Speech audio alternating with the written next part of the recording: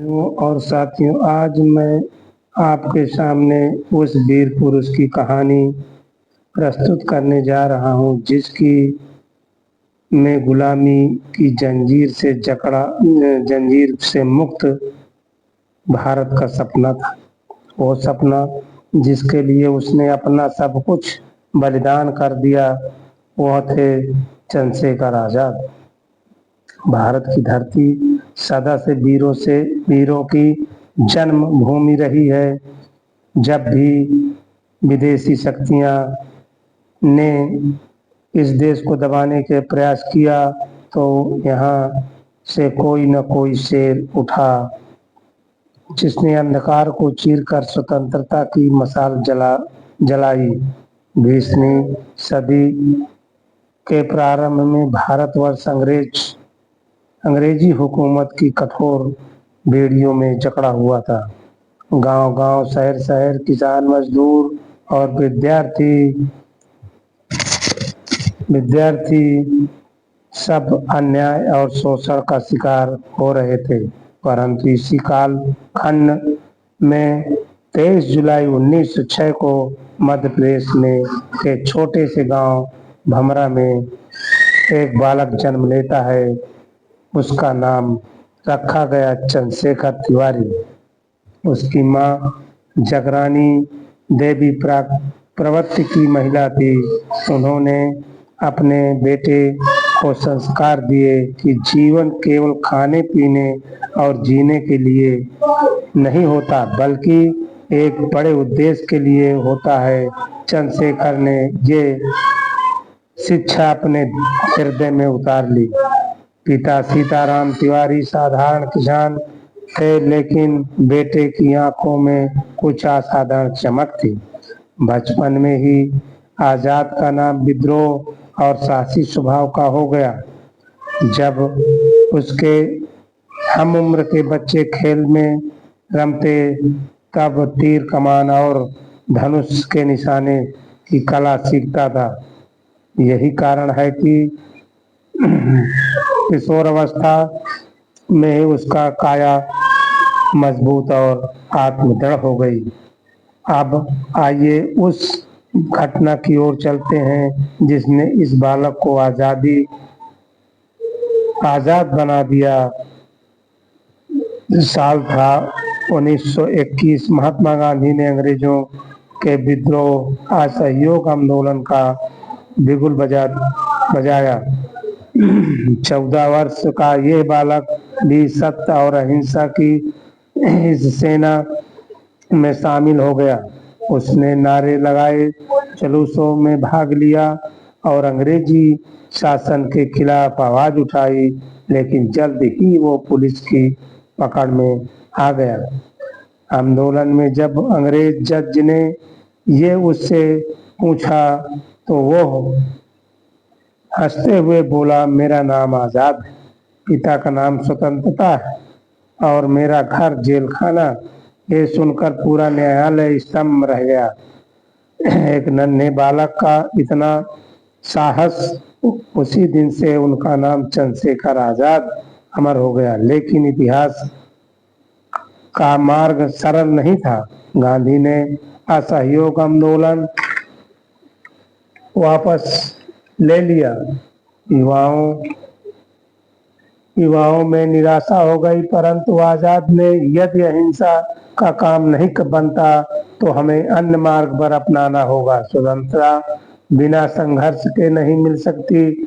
इसी विचार से वो क्रांतिकारी संगठन हिंदुस्तान रिपब्लिकन एसोसिएशन HRA में जुड़ गए।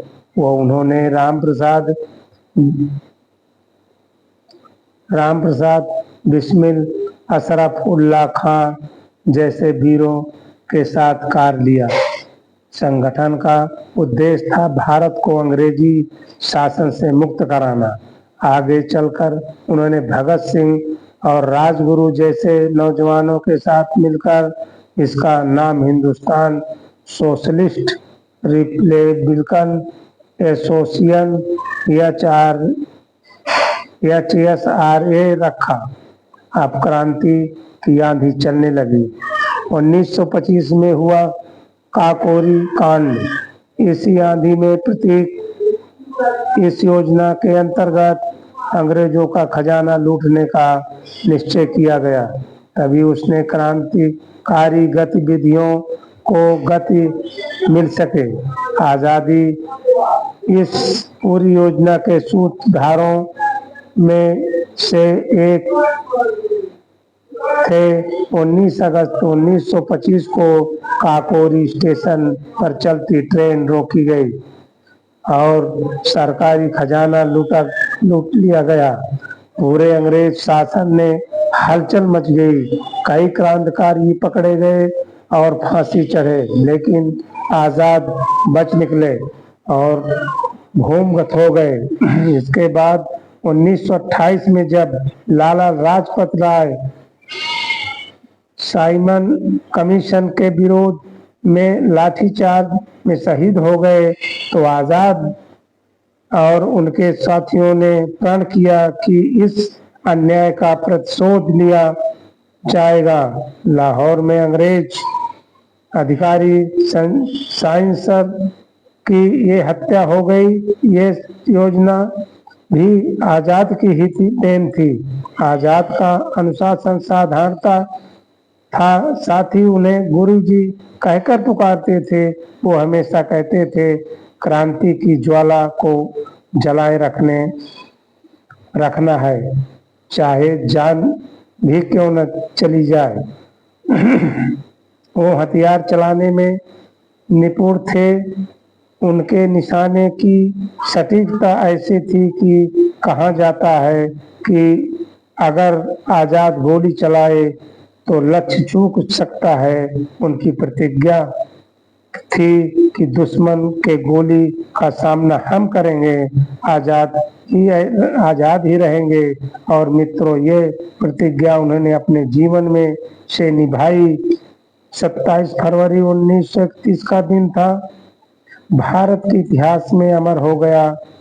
इलाहाबाद के अल्फ्रेड पार्क में अंग्रेज पुलिस ने उन्हें घेर लिया, परंतु आजाद अकेले भी सिंह की तरह लड़े। उन्होंने अपनी पिस्तौल से गोलियां दागी, अंग्रेज सिपाहियों के पीछे हटाया, परंतु धीरे धीरे उनकी गोलियां खत्म होने लगी। अंततः केवल एक गोली शेष रह गई।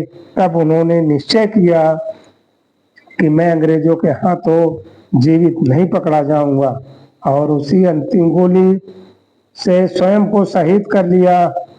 सोचिए, 25 वर्ष का ये नौजवान, जिसने अपने जीवन की हर सांस देश की समर्पित की, वो मृत्यु के भी पराजय नहीं मानता था। उसकी शहादत ने पूरे भारत में नई चेतना जगा दी।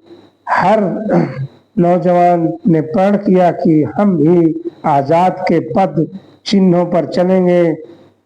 आज वही अल्फ्रेड पार्क उनके नाम से जाना जाता है, चंद्रशेखर आजाद पार्क।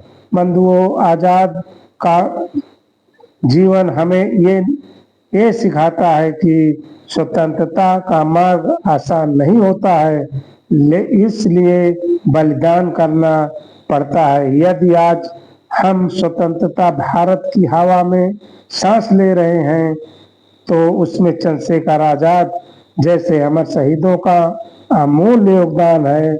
नमस्कार।